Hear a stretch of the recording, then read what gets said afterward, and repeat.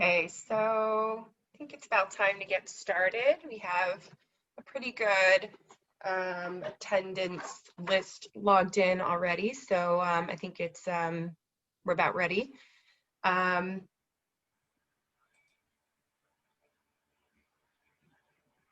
Hello everyone. We're going to go ahead and get started, like I said, sorry.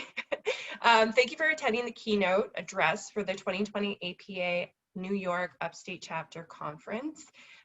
Theme this year is Planning from the Crossroads. The title of today's talk is Understanding Systemic Racism in the Planning Field. And it's being presented by Daniel Lim. I'm Rima Shamia, and along with my conference committee colleague, Mary Millis, we will be hosting today's session. So before we get started, I'd like to thank our sponsor, Clinton Brown Consulting Architecture. Without our partners, this virtual conference would not be possible. Today's session is being recorded and will be available to registrants. Attendees will receive an email link to the recordings once they have been posted. For everybody's reference, if you are looking for AICP credit, today's CM credit number is 5094. That's 9205094, and I'll also put that in the chat box for everyone.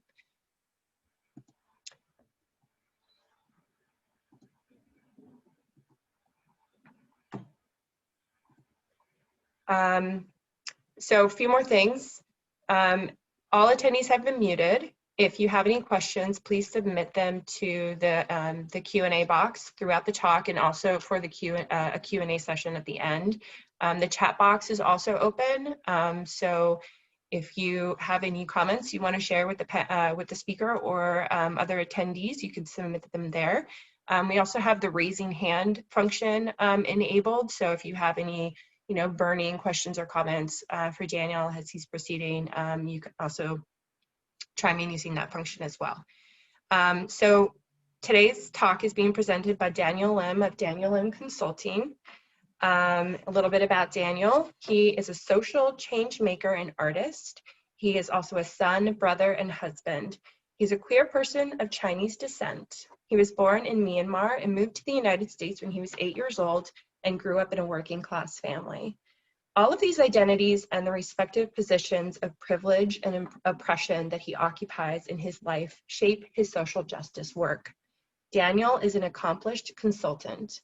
He founded his own firm, Daniel Lim Consulting, in 2012, which has worked with government agencies, nonprofits, and universities around the country to build regenerative cultures and advance racial and social justice. His practice is strongly rooted in ecological systems of thinking.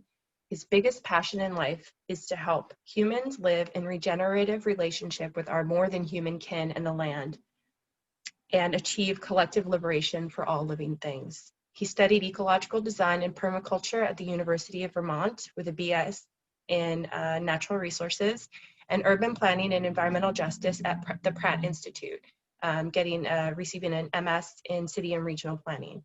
He is a McNair Scholar, and he lives with his husband in Brooklyn. So without further ado, I'd like to introduce Daniel Lim.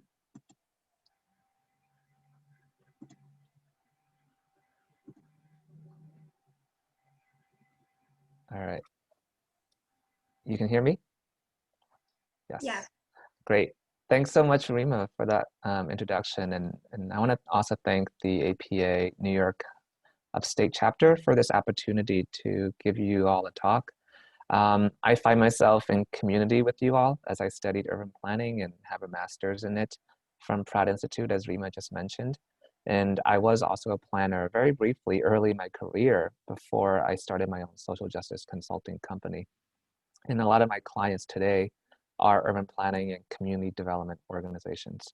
So I'm really honored and excited to be giving this talk today on systemic racism and allyship, as these are topics that we are long overdue in talking about. For as long as this country has existed, we needed to have talked about race, racism, and racial justice. But I think the murder of George Floyd this past Memorial Day and all the subsequent nationwide uprisings against anti-Black racism and police violence really ignited, once again, this is not the first time, but it ignited again the American public's consciousness of systemic racism and has inspired many organizations and sectors to work towards racial equity. So I'm really glad to see that the APA New York Upstate chapter is highlighting anti-racism work at this year's conference, and I'm really looking forward to giving today's talk right now and also tomorrow's training on the same subject. So I want to start off with an Indigenous land acknowledgement. Some of you may have observed a land acknowledgement in previous spaces, and some of you may have not. So the reason why this is important in particular for all of us as urban planners is we deal with issues of land use as urban planner, right? Most of us do. And so if we're serious about being anti-racist planners and dismantling racism in urban planning, one of the things we have to reckon with is how we got this land in this country, this great landmass that make up the United States, that make up the state of New York, and all the local municipalities where you all work. So to make it short, we got this land from stealing it from the indigenous people that were here before us. We committed genocide against Native people through colonialism, disease warfare, and ultimately land theft. We forcibly moved indigenous people onto reservations located on the harshest lands so that we may live on their ancestral homelands. So currently, all of us live and work on the unceded ancestral homelands of thousands of indigenous tribes across New York State and also across this country. So an indigenous land acknowledgement is the first step in acknowledging this violent history of how we got this land and to make space for conversations for decolonization and repatriation of land to indigenous people. So I'm normally based in Brooklyn, New York. That's where I live and work. And that's the ancestral homelands of the Lenape Canarsie people. But today I'm actually calling in from Albuquerque, New Mexico, where I am for a short amount of time. And I want to call in the indigenous peoples that call this land home, both present and past, right? So I'm today calling in from the ancestral and current homelands of many indigenous tribes, including the Pueblo people, the Navajo people, and the Zuni people. I invite you to do research and learn about the indigenous people whose land you live and work on. And in your urban planning work as well, start to think about how indigenous people can be an integral part of how we plan, how we design, and how we develop these lands. Right? So I want to share my screen. That will be the basis of today's talk.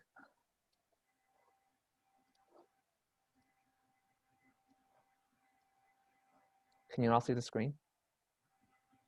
Yes, thank you. Yeah, all right. So today's talk is called Understanding Systemic Racism in the Planning Field.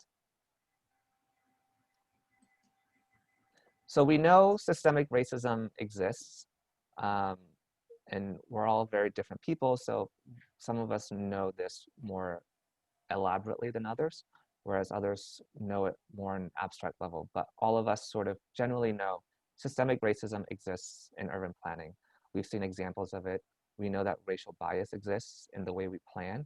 So the question is, how do we become anti-racist planners and advance racial justice? And to talk about racial justice, which is what we want to get to, we actually have to kind of go backwards and start from the beginning. To talk about racial justice, we have to first understand what racism is. And in order to understand what racism is, we actually have to start with race, right? So this is the learning arc for this talk. We'll talk about race first. What even is race? There's a lot of misconceptions around it, and we're actually going to bust 3 myths about race to get a clear understanding, an accurate understanding of race. And then we'll talk about racism. And then from there, we'll talk about what it means to actually achieve racial justice. So there's a lot of different ways to talk about race. Race is a lot of different things. I want to talk about the myths that we have around race, or at least the misunderstandings, as a way to get at a clearer, more accurate, historically accurate understanding of what race is. So for this, I want to just talk about 3 myths in general. The first is the myth that race is biological. I think many of us don't believe in this myth anymore, right? A lot of us know that race is a social construct, but what does that mean? And what does that actually look like? So to understand what we mean by race as a social construct, we first have to understand the original myth, which is that race is biological, right?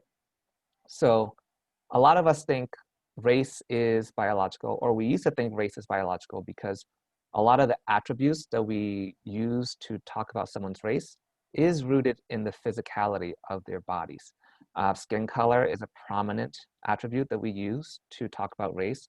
Yeah, you're white, you're black, because of your skin color. But there's many other physical attributes, right? There's hair texture, there's eye color, eye shape, facial features. And so because of these physical attributes, we think, oh, race is about our bodies, it's about our biology, it's about our genetics.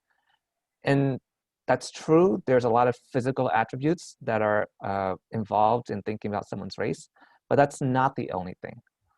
Race, when we say race is a social construct, what we really mean is race is made up of a lot of other attributes as well. So the yellow attributes that you see on the screen are the physical attributes, but we have also historically defined racial categories based on social attributes, and those are the ones in the green, right? So geography, we use geography as well to talk about race. For example, I'm Asian, I identify as Asian, and Asian refers to the geographic landmass of the Asian continent. Black people can also be considered Africans or African Americans. That refers to the continent of Africa, right? And so race is not biological at all. It is actually a completely contrived concept where the racial categories are made up of attributes that are randomly selected and that are politically expedient for any particular period in time, right? And so religion has been used to identify someone's race. Class has been used to identify someone's race. If you're curious how class and religion shape someone's race, the easiest examples are actually in how we define whiteness or who we consider to be white people. For, I think 100 years ago, right? If you were Catholic, you were not really considered white. If you were not Protestant, period, you were not really considered white.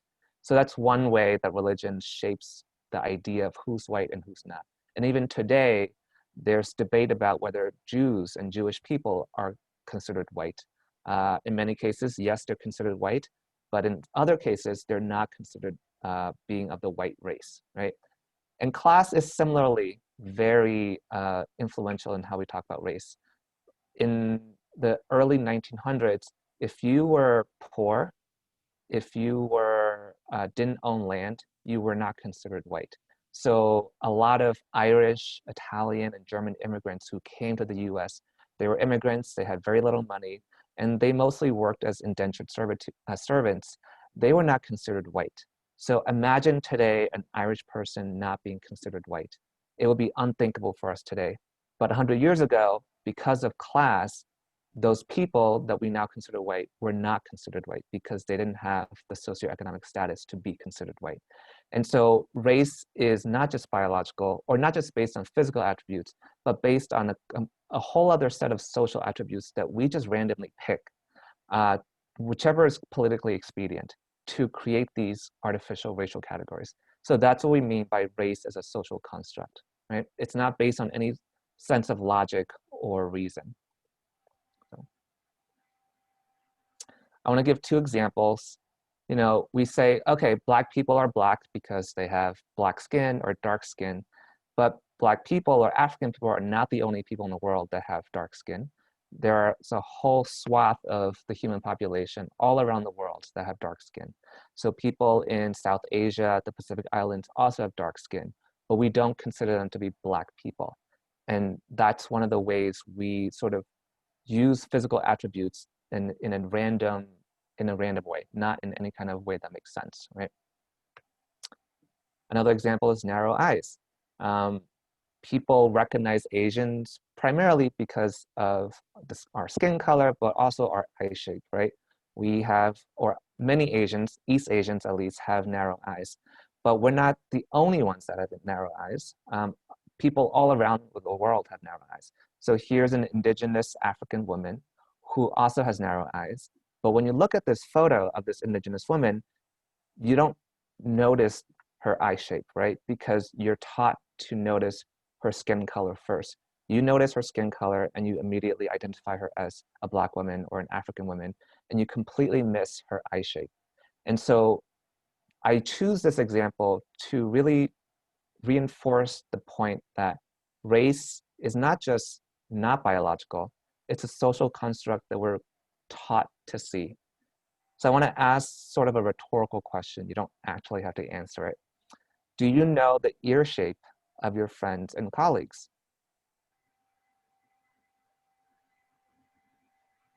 No. Most likely no, right?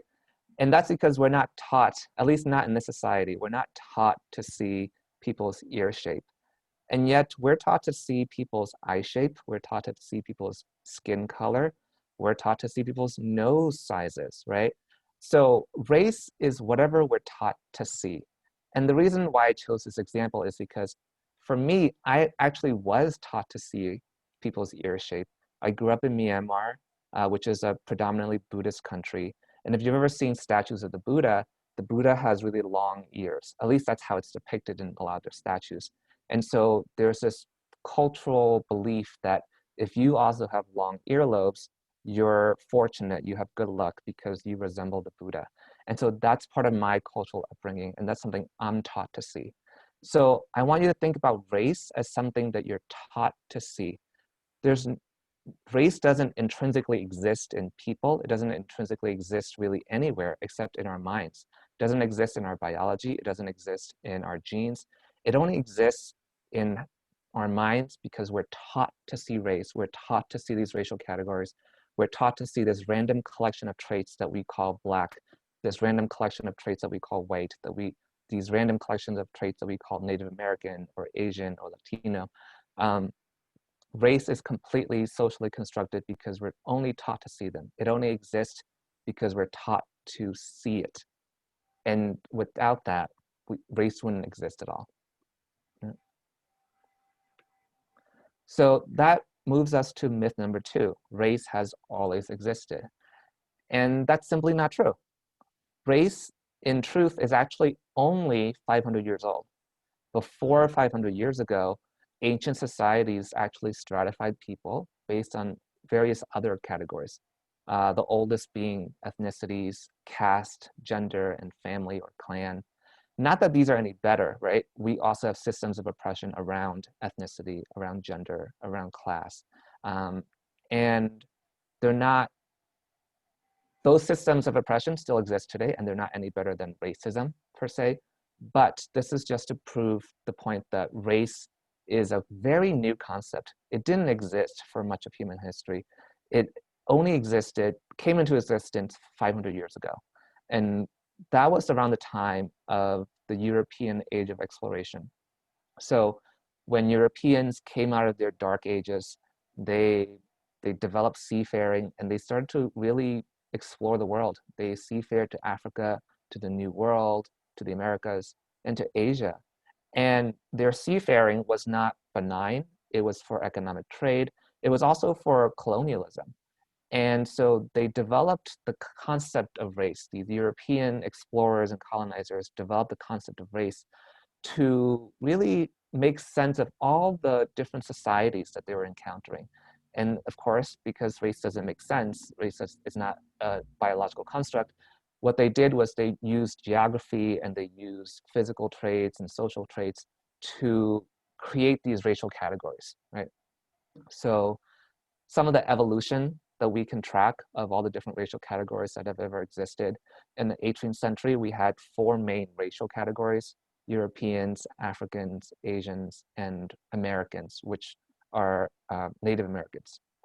And then in the 19th century, it got a bit more nuanced. We have Caucasian, Ethiopian, which refers to Africans or Black people, Mongolian, which refers to East Asian, lighter skinned people, and Malay, which refers to the darker skinned Asian people of South Asia and Southeast Asia and the Pacific Islands, and of course, American.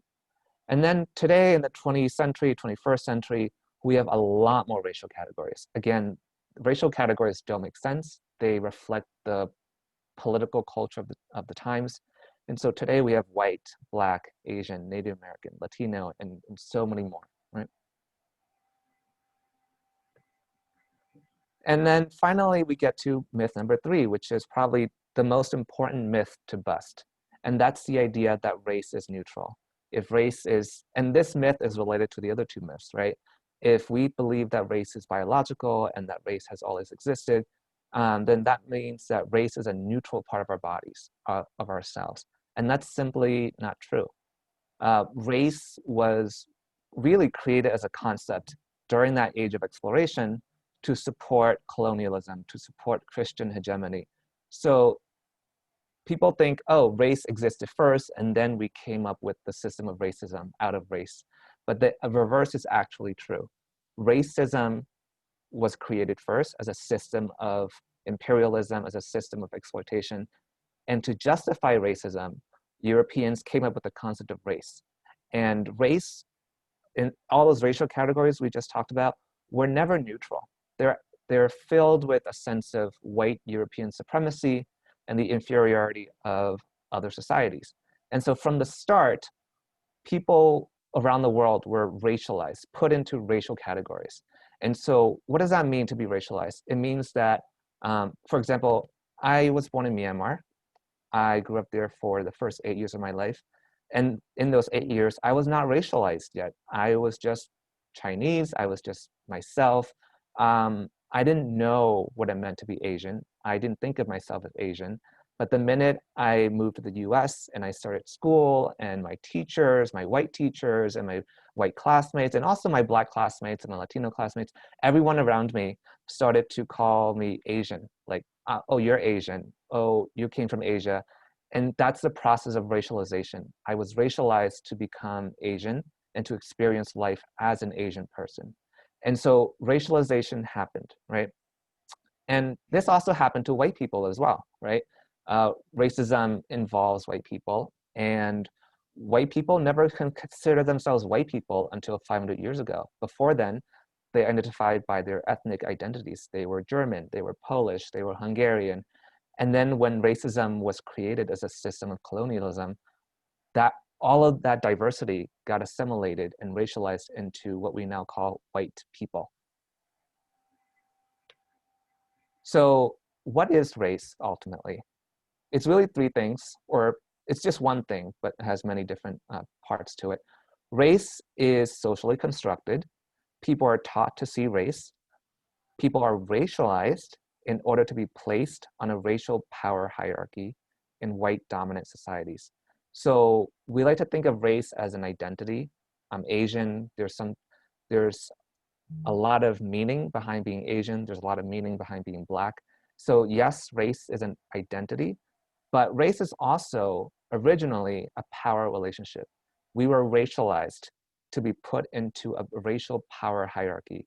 And so our racial identities are not just personal, they also speak to how much power we have in white dominant societies. It means something to be white in a white dominant society in terms of how much power you have. It means something to be Black and indigenous in terms of how much power you have in a white dominant society. So race is first and foremost a power relationship instituted to maintain the system of racism. So if you consider, I want you to reflect on this. This is really the most important thing to know about race. Whatever race you are, whatever race you identify as, think of it as the power relationship you have with the rest of society. If you're white, that's an indication of how much power you have in society. If you're Black, that's also an indication of how much power you have or don't have in a white dominant society. That's what race essentially comes down to. It's a power relationship. So now that we've talked about race, we move on to racism. Racism is created race, but it also then cyclically supported by race, right? So we have to understand the systemic nature of racism. When people these days talk about racism, a lot of folks at least, maybe not you, because you work in urban planning and you know about systemic racism, but a lot of people out in society think of racism as individuals, like bad people. We can talk about Donald Trump being racist, or we can talk about our grandmas and grandfathers being racist individuals because they're old school or they're from a different generation. In either case, a lot of folks think of racism as individual people that do bad things, individual people with bigotry, with prejudice and bias. And that's a small part of racism. That's certainly racism, but that's only a small part of racism. Racism, the ism, really speaks to the systemic nature of racism. So racism is a cultural, economic, and political system that shapes all of America and other white dominant societies. And so we have to understand race as a systemic phenomenon rather than individual acts, right? And so when we think about racism as a system, we have to think about it in 4 parts that make up that whole system. First, we start with racist ideology, which feeds structural oppression, which then feeds interpersonal bigotry, which then feeds internalized subordination, and then which goes back to feeding racist ideology. So this model of a cyclical system I use to talk about racism, but you can use it to really understand any kind of systemic oppression. So you can use this model to talk about sexism as a systemic oppression against anyone that's not men, right? So let's start with racist ideology. This is really the engine of racism. All systems of oppression, and racism included, start with ideology, supremacy ideology, ideology of domination. And so just as I explained that race came out of racism, the very concept of race is itself racist. Race is never neutral. Race was created to support racism. So the idea of race itself is racist. White supremacy as a belief in white European superiority is racist ideology. And when we talk about white supremacy, it's really rooted in anti-Black and anti-Indigenous sentiment. That's how racism really started, at least in this country, with the enslavement of Black people and with the displacement and genocide of Indigenous people. And so this is when power and privilege really comes into play. I, as an Asian person, experienced racism for sure, but I have to remember that really systemic racism and white supremacy starts with and is still rooted in anti-Black and anti-Indigenous sentiment. So what does racist ideology in planning look like? This is when we start to get specific to urban planning and urban design and urban development. There's a lot of beliefs floating around in urban planning that is really racist ideology, and I just want to give 2 examples of that. One of them is the belief that white people know best how to use land, right? White people are from upper classes and they have the education and they come from a culture and tradition of making productive use of land, right? That's all tied in with the British agricultural history and capitalism. And so that ideology, which you may not subscribe to consciously, but it is a pervasive subconscious belief that informs a lot of planning history. And it has justified in the past the dispossession of indigenous land, right?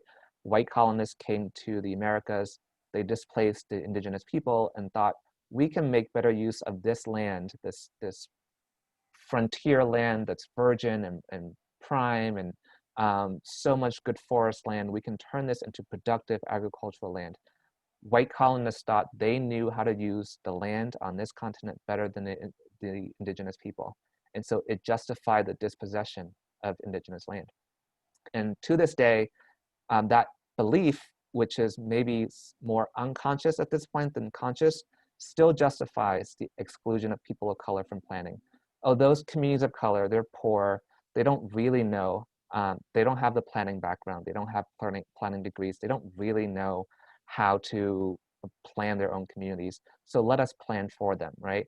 And that's the mentality that informs this top-down planning that really has shaped the history of urban planning. The other belief is the segregation of races is needed for urban harmony, which has resulted in racial zoning by local governments, which has resulted in redlining by banks. So ideology is very powerful. It could be conscious, it could be subconscious, but either way, ideology shapes really everything else. It's the engine that starts racism. So ideology alone does not make things happen. We all have our beliefs, we all have our prejudices, but it's when ideology really becomes imbued with power, structural power, then it becomes a system of oppression. This is when ideology becomes a system of oppression. When white supremacy ideology becomes imbued with power, and it becomes cultural, economic, and political structures of domination. And this is when white privilege, the concept of white privilege, comes into play, right? When you have systems, whole systems, our banks, our schools, our planning agencies, our planning nonprofits and planning firms are really informed by white supremacy ideology, whether consciously or unconsciously, you create a system of white privilege where unearned systemic benefits are given to white people by virtue of living in a society built around white people's values, needs, and desires. And so when we talk about privilege, a lot of us think, oh, privilege means something cool, something good that you earned, right? Like I have the privilege to, I don't know, if I were a CEO, I have the privilege of flying in a private jet. We like to think of privilege as something that's earned. And that's true. There's parts of privilege that are earned. But when we talk about white privilege, we're really talking about systemic benefits that are unearned, that are just given to you because you belong to the dominant group. And because you belong to the dominant group, the society is already shaped around your needs, your preferences. And so one example of white privilege is just relating it back to everything that we've experienced this summer. If you're a white person and you get stopped by the cops, you're less likely to experience police violence. You're less likely to experience death at the hands of the police. The police are more likely to treat you better because of your race than if you were a Black person, if you're a brown person. It doesn't mean that if you're white, you won't get killed by the police. That's possible, but you're way more or less likely to experience police violence. And you did nothing to earn that. You did nothing. You can't even give that up, right? You can't say, I don't want that privilege. It's given to you, it's forced on you because of your dominant group membership and by virtue of living in a society that's built around your comfort, your safety, your needs, and your desires.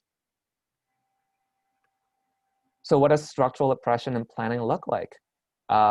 Majority of planning agencies, nonprofits, and firms are white, even if they serve communities of color. There's a lot of channels in planning processes, both formal and back-end unofficial channels, that give more voice to affluent white communities while keeping low-income and communities of color excluded from planning processes, right? We have all kinds of procedures like ULURP that are meant to create systems of fairness, but we can see just from experience so many different communities bypassing those systems because they have the power and they have the privilege to bypass those systems and get to our elected officials, get to our commissioners of agencies, and get the things they want because of that privilege that's already built into society. And of course, the concentration of environmental burdens in low-income communities of color, that is a form of structural oppression. There's no one person saying, let's purposely put all these environmental burdens in communities of color, but it's the way planning processes are designed that ultimately lead to racist outcomes.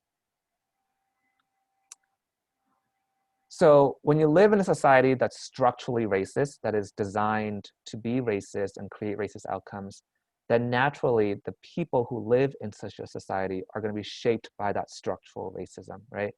And when we talk about racism, this is the level of racism that most people are familiar with. This is the individuals, the people that are being racist.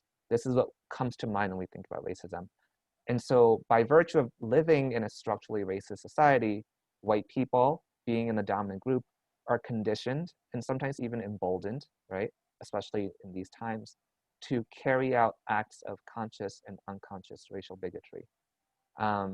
And interpersonal bigotry, even though that's the thing that comes to mind the most when we talk about racism, it only makes up a small part of racism. It makes up the surface level, the most obvious, the most visible part of racism, but it's only a small part. The majority of racism is structural oppression. It's systemic racism. It's structural racism. It's how our society is shaped in general that creates racist outcomes. And racist individuals cannot exist outside of structural oppression. It's the structural oppression that allows racist individuals to be racist individuals. Without that structural oppression, there can be no racist individuals. So interpersonal bigotry in planning, what does it look like? Just 3 examples: racial bias, hiring officers who tend to view job applicants of color unfavorably compared to white applicants. Racial microaggression. This is one very specific example. A Black woman senior planner being mistaken for the secretary, right? That's a microaggression. So, to define microaggression really quickly, it's all these small unconscious acts that are often well-meaning, but they actually convey a derogatory or dehumanizing message about a particular group, usually a group that's already being marginalized. And then there's institutional racism, especially in planning organizations. Employees of color only given assignments having to do with race, per se, and never actually given the lead to be on star projects that have the most fame, that have the most prestige, right? A lot of those star projects are given to white staff instead, whereas employees of color are given less public, less noteworthy projects. So think about how all of these interpersonal forms of racism show up in your organization, in your agency, in your nonprofit, and in the planning firm that you work for. And then finally, we get to the last level or the last form of racism, which is internalized subordination. Again, this is about individuals, but here we're talking not about white people being in the dominant group, but about people of color living in non-dominant groups. So by virtue of living in a structurally racist society, a lot of times people of color can end up internalizing all that racist messaging and start to believe in one's own inferiority and that of other oppressed groups, right? And people of color is not a monolithic group. We also have our genders, we also have our class, we also have our abilities. And so people of color also have varying degrees of power and privilege based on all these other identities that we occupy. And we can access those systems of power and privilege that are set up by the dominant group, but we occupy based on our various identities, and use that power to actually end up oppressing those with even less power. So I want to give examples of that. What does internalized subordination and planning look like? These are 3 very common phenomena, so I just want to give examples of that. People of color often experience imposter syndrome when given leadership positions or high-stakes assignments because of a lifetime of racist messaging about how people of color are inferior, how they're not as capable, not as good at leadership. When we are put in positions of leadership or given really high-stakes assignments, we feel like we don't deserve it. Like, oh, I'm faking it. I shouldn't be here. I'm going to be found out really soon, and then I'm going to get in trouble. It's just a matter of time before people find out who I really am and how capable I am. And so that's imposter syndrome. And people of color often experience that. Not everyone, but a lot of people of color. And women also experience that when it comes to sexism, right? The second example is Asians from imperialist societies like China, like India, like Japan, leaning into the model minority myth to participate in racism against Black people and brown people in the US. So I'm connected with the Chinese community, and there's a lot of conversations around, oh, we came to the United States the legal way through proper immigration. We don't support illegal immigration of Mexicans and all these Latinos. And that happens a lot in various communities of color. We have different access to power and privilege based on where we occupy in society. And so we can end up leaning into those power systems to oppress other people that have even less power than us, right? The third example is an example of wanting to be the token someone. So the token Black employee in a company who ends up believing that having more Black employees is actually detrimental to their own professional advancement. They prefer to be the token Black person that everyone goes to talk about race, to talk about projects having to do with race. They think that having more Black employees is actually going to dilute their own influence and create competition. And so that's a form of internalized subordination. So if all of that was too much and you just need something very simple to remember about racism, this is the only thing you have to understand about racism. Racism is not just individuals with bigotry and prejudice. Racism is a system. It's a social system that is started by prejudice. That's the engine of prejudice. And then you also need the fuel, right? An engine needs fuel. And the fuel is structural oppression, the power that comes from social systems embodying white supremacy ideology. So racism is really prejudice plus power. Prejudice by itself is not racism, it's just racial prejudice. And so prejudice needs power in order to become a whole system of racism. So I want to ask a few more rhetorical questions. Does reverse racism exist?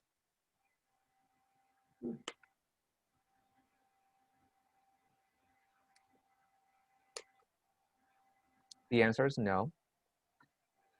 Again, if we think about racism as those 4 different levels, we can understand that people of color on the interpersonal level can exhibit animus or dislike and hatred against white people. But on a structural level, there are no institutions that are people of color dominant that we have to enforce the structural oppression of white people. And so if racism is a system, then there is no reverse system to oppress white people. And so reverse racism simply does not exist. Can you be colorblind, or in other words, race blind?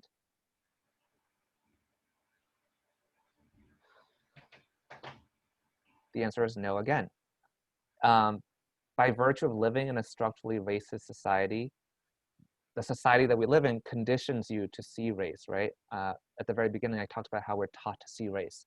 So because we live in the US and other white dominant societies, we're taught to see race since childhood, since we've been here. So we're taught to see race and we're taught to carry racial bias. So there's no way to be colorblind.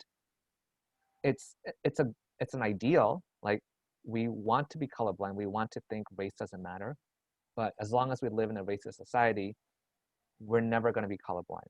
And the only way to actually get past race and get past racism is to acknowledge that we're taught to see race, and to acknowledge that race affects people's life and people's experience of life, and to talk about it in a positive way rather than denying that you see race, because unconsciously you do, even if you consciously don't wish to think of people in terms of their race.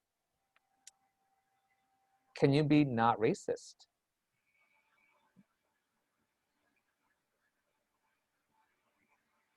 Again, the answer is no. So much of racism is structural, not interpersonal. So you can be consciously saying, I choose not to engage in racism, but we're all taught to see race, we're all taught to carry racial bias. And so there's no way not to be racist. Society has already conditioned you to be racist. And so what you have to do instead is to commit to being anti-racist and to act in solidarity with people of color and their fight to dismantle systemic racism and achieve liberation. So rather than saying, I'm not racist and ending your involvement there, in ending racism, you have to be anti-racist. Anti is an active prefix, right? So you have to actively work towards dismantling the entire system of racism, because racism is systemic, not just you as an individual. So just 2 more slides on allyship, and then we can move on to the Q&A. How can you be an ally, and how can you act in solidarity? So being a white ally really comes down to 3 things, or 3 main things. There's a lot more to it, but the first is being a person that your colleagues of color can turn to talk sincerely about race and get support in dealing with racism. If you are someone who can't talk about race, then you can never really be an ally, because you can't be that person that someone goes to for support. And so how can you be an ally if you can't even talk about the thing that's affecting people of color? Staying silent is a form of white privilege. It's your privilege to stay silent. And instead of using your privilege to stay silent, I encourage you to use your privilege to actually speak up against racism. You're less likely to be in danger when you speak up racism because of your privilege. Your privilege protects you to some extent. So use your privilege to speak up against racism. And advocate for racial justice all the time, not just when it's convenient or comfortable or popular for you to do so. How do you act in solidarity? One, you have to change your mindset. Racism doesn't just affect people of color, it also affects white people. We're all implicated in the system of racism. And so learn to see the fight for racial justice as your fight as well. You also, as white people, have to be liberated from the system of racism. And so this is your fight too, right? And so rather than saying, oh, I'm just supporting people of color, no, you're in the fight because you gain from the fight as well. You gain from collective liberation, right? And disengage from white paternalism and saviorism, right? This is especially relevant for planners. When you're working with communities of color, really learn to trust and follow their leadership. Don't think that because you have a planning degree that you know more, that you're the expert, and that you have the answers for communities of color. You really don't. You have tools and you have resources, but communities of color and people of color know their communities, their own communities the best. And so you really have to trust and follow their leadership. And disengage from white mediation. What do I mean by mediation? As planners, you are gatekeepers. You are constantly mediating relationships. You are connecting people or either gatekeeping people. And so to act in solidarity means creating direct channels to power and resources for people in communities of color, and really stepping out of the way, and centering the voices of people of color in planning.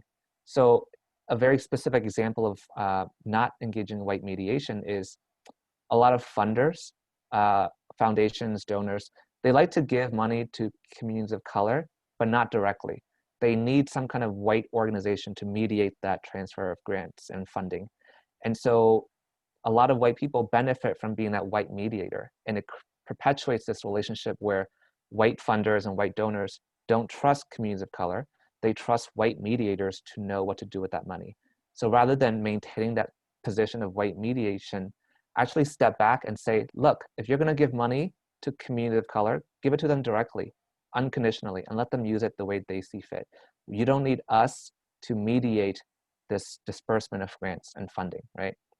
So that's what it means to disengage from white mediation. All right. Thank you. And I think we have time for a few questions. I'm going to close the slide deck so that we can focus on each other. Thank you, Daniel. That was really enlightening. We do have a question here. Does race exist in non-white dominant societies? And it's a two-parter. If not, are there other hierarchies in these societies? Yeah. So at this point, versions of racism exist in non-white dominant societies. In Chinese society, we have versions of racism or racial prejudice, right?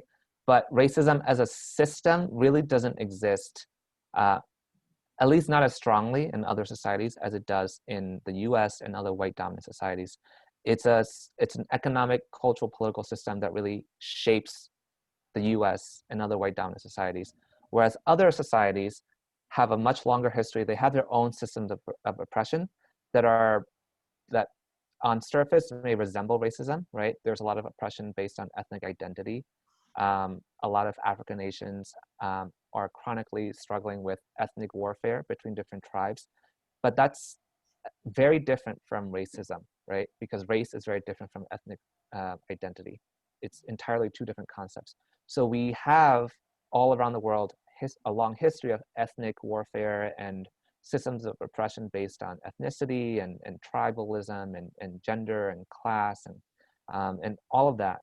But racism is really specific to white dominant societies and really specific to only the past 500 years.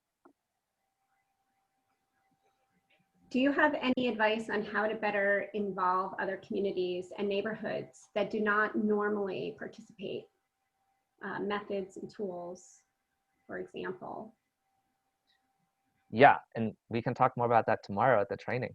Yeah, but I think just to give a few examples, when you are working with communities of color, well, I want to reframe the question. Communities that don't normally participate sort of whitewashes the reality of why they don't participate. All communities want to participate. Why wouldn't they? Their own quality of life, their own land is at stake. All communities want to participate.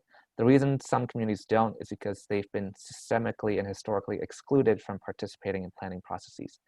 And so when you're working with communities that are historically excluded from participating, one specific strategy that you can use is, rather than going in as like the planner that wants to do something great for the community, reach out to the existing leaders, reach out to nonprofits that are POC led, right? Organizations of color that have long been doing great work in their communities, and reach out to them and partner with them and say, hey, I'm a planner, I'm coming from this organization. I want to really partner with you and trust your leadership and follow your leadership because you know best how to work with your own community. So rather than going in there as a leader yourself, partner with existing leaders in their communities. Find nonprofits that already do the work and support them, and decenter yourself, right? You're not the center. You are supporting nonprofits and other groups that are already doing great work in the community, and support them in this process. Thank you. And you're right, we will hear more about that tomorrow with your ethics training. What are specific action items workspaces, firms, agencies can take to support their employees of color, especially during this time? Yeah, so that's a very diverse question because there's, people of color are not one group. I think Black and brown people who have long faced police violence and are having to hear about police violence all the time in the news, they have needs that are maybe different from Asian communities who don't have that history, but who at this time may be experiencing a lot of anti-Asian sentiment and anti-Asian physical assaults because of ideas around who started COVID or the virus. And so one way is to support the mental health and the emotional health of employees of color who may be going through really traumatic times. It's, we tend to think, oh, outside is outside, current events is current events. But when we come into the office, the work is all that matters. And that's really dehumanizing. That's a very dehumanizing workplace. So when you realize that like events of a seismic scale are happening in society, know that your employees are going to be affected and you might be affected. And so create space for mental health. If someone needs to take time off because, Breonna Taylor did not get justice in the courts and they're really affected by it, give them time to grieve, give them time to just rest. Allow people to take sick days as mental health days. They don't have to be physically sick. Sick days can be used as emotional health days or mental health days. And the other thing you can do is to actually engage in these conversations around race, around oppression, and around racial justice at work. Create dialogue times, right? 1 hour a week where we can just talk about these issues. That way people know, oh, this organization, this company really cares, and that these issues matter to the work that we do, rather than pretending that these issues don't affect the work. Oh, very true. What trends are emerging in planning today that might reflect white values, needs, or desires versus those of historically marginalized communities?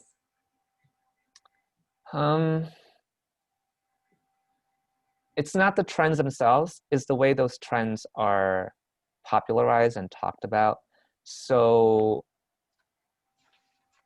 let's take biking, for example, or just alternative transportation. biking and alternative transportation is not bad in and of itself. It's not white in and of itself, but the way we go about promoting biking is structurally racist, right? Biking as an alternative mode of transportation only really became popular when white middle class, white collar workers started to popularize biking.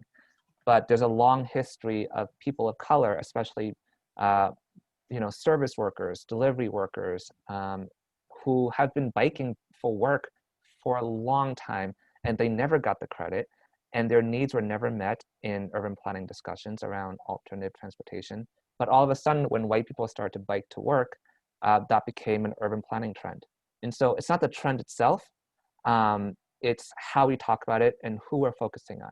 Anytime there's a new trend, whether it's food, biking, renewable energy, think about whether communities of color are being centered in that conversation, or whether white people's needs are being centered, right? It doesn't matter the trend, it doesn't matter the topic, it's about who's being centered in the conversation. We don't want to exclude white people. We want to create equitable space for communities of color in that conversation. So sorry to jump in here, but we're right up on 1 o'clock. So I just want to say thank you so much, Daniel, for this excellent talk and coming to us with a, which can be for some people an uncomfortable conversation. So thank you for starting it, with our chapter. And I wanted to remind everybody that tomorrow at 10 o'clock, Daniel is going to be doing an anti-racism training for all of us, and it's ethics, CM credit ethics eligible, so 1.5 hours. So I hope that you all can join us for that. Just a reminder, everybody who's already registered for that session, we had to change the link so that we could allow for our breakout sessions.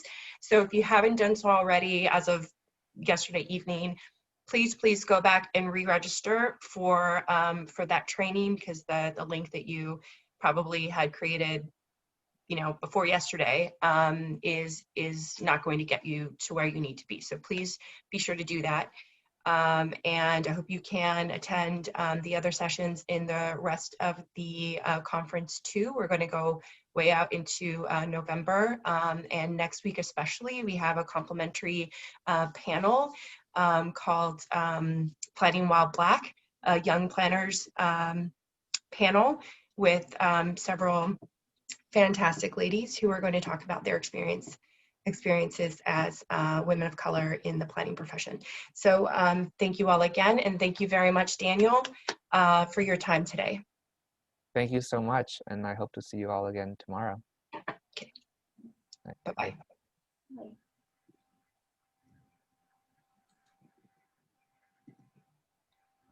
Okay, I stopped the recording. Hey, Rima. Yeah. Hey, so there was 2 questions that didn't get answered.